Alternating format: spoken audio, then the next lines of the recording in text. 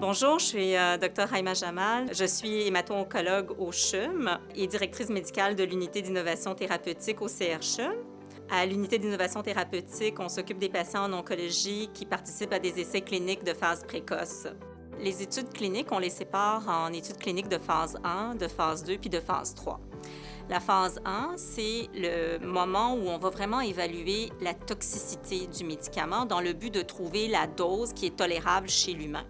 On va commencer à des petites doses, puis on va les augmenter successivement chez un nombre limité de participants, puis on va étudier le profil de toxicité. Et dans l'étude de phase 2, on va aller chercher un signal d'efficacité qui nous permet de voir s'il y a quelque chose dans ces médicaments-là qui pourrait nous amener à avoir des taux de réponse intéressants, une rémission chez des patients avec cancer. Une fois qu'on voit qu'il y a un signal d'efficacité et que le profil de toxicité est tolérable, on va aller en étude de phase 3, où là, on va comparer le médicament à un standard déjà approuvé, déjà accepté, déjà utilisé dans la population oncologique. Cette étude-là va nous permettre de savoir si ce médicament qui est à l'étude est supérieur ou au minimum équivalent. Donc, les futurs médicaments qui seront utilisés dans la population oncologique, ils passent à travers ce processus de développement. Les patients qui sont visés par les essais cliniques précoces de phase 1 et 2, c'est généralement des patients pour qui les traitements standards ne fonctionnent plus.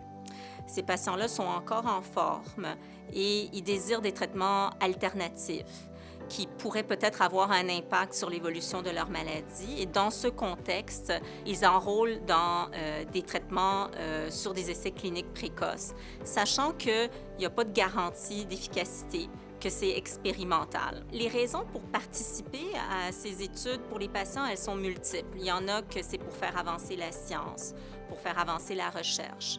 Il y en a, c'est parce qu'ils sont encore en forme, ils ont encore espoir qu'il y a peut-être quelque chose qui pourrait les aider. La plupart des gens ont lu sur la recherche clinique, ils comprennent que les traitements qu'ils ont aujourd'hui ont commencé quelque part. Ils veulent faire partie de cette évolution.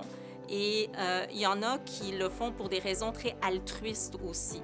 Il y a des critères d'éligibilité dans une étude clinique, des critères très sévères.